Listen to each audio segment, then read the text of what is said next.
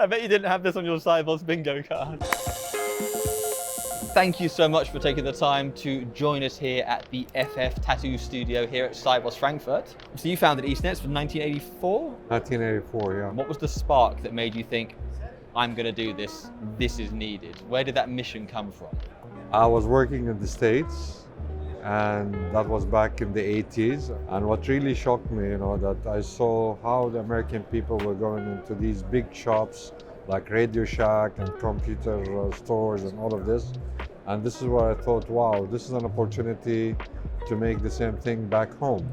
And I managed to sell 10,000 computers in 5 years, creating democratization of computer awareness in our part of the world. So you're selling the hardware. When did you start to get into the software side of things? In 1990, when we had the Gulf War in the Middle East, lots of the supply chains were disrupted. So, we could not import, we could not have any more, hardware in our part of the world because of the blockades and the war. So this is where I started transferring my business into added value services. You could be sat on a beach in the Maldives, enjoying a cocktail. You don't have to be doing this. So what else is driving you to be here with this? Sometimes it's the sense of purpose that, you want to create awareness. Sometimes, you want to extend hands. Sometimes, you want to have the people around you also as strong as you are. So, it is something, the sense of purpose you have. It depends, if you want to be from a strength point of view, if you want it from an awareness point of view, or from the reach point of view. So, this is what keeps me going all the time because, I cannot sit ample on a beach and just... you do that. How many hours are you going to sit on the beach? Yeah. A few hours later, I've got itchy feet. I'm going back to work. What have been some of your pivots over the last 40 so years that really stick out in terms of how you've had the company adapt to what's going on? There were lots of trigger events during our journey that made us transform. As I said, 1990, there was the Gulf War. With the Gulf War, we had to make sure that, okay, there is no more hardware coming to our part of the world. In order to survive, let's think, of the added value services. In 2003, when we became a Swift partner, Swift decided to move from telephony lines to IP. So it was an opportunity for us to create a service bureau and to connect all the banks who could not reach, the IP network.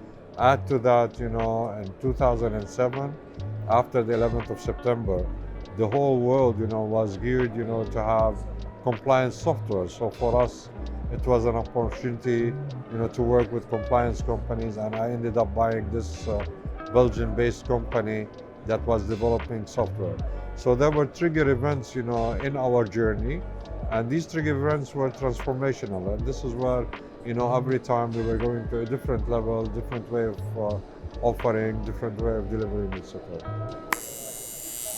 What's been the biggest struggle with Eastnets? Have you had those moments where you've had to overcome those huge obstacles, and how did that feel?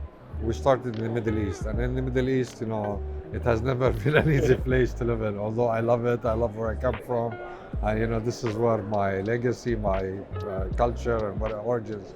Yeah, but at the same time, our part of the world, it is not only transformational, it is dynamic in a way that we are all the time subjected to all things. Has it been geopolitics, has it been economical crisis, has it been wars, and all of these things. Because there was a war, this is where I had to be a survivalist, and I have to make sure that I continue going. Because, there was a financial crisis at a certain time in the Middle East, I had to diversify so, I can keep going.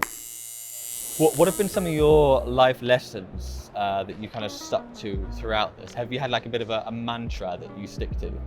Well, there are lots of lessons, of course. The first lesson was, when my father sent me to England, and I failed him because I wasn't doing well at school and all of these things.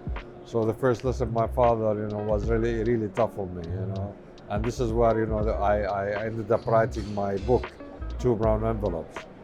I failed my A-levels in England back in the 70s.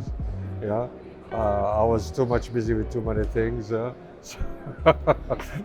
Not the Pink Floyd part, you know, the dark side of the moon. Yeah. But dark it was, you know, because my father, you know, he brought 2 envelopes, and one of them was full of money and one of them was almost empty. And he said, this money was the saving for your university, you do not deserve it. And he gave me almost the empty envelope. And this is why, you know, he told me you have to manage your life on your own. Well, thank you so much for taking the time to speak. Let's have a look here.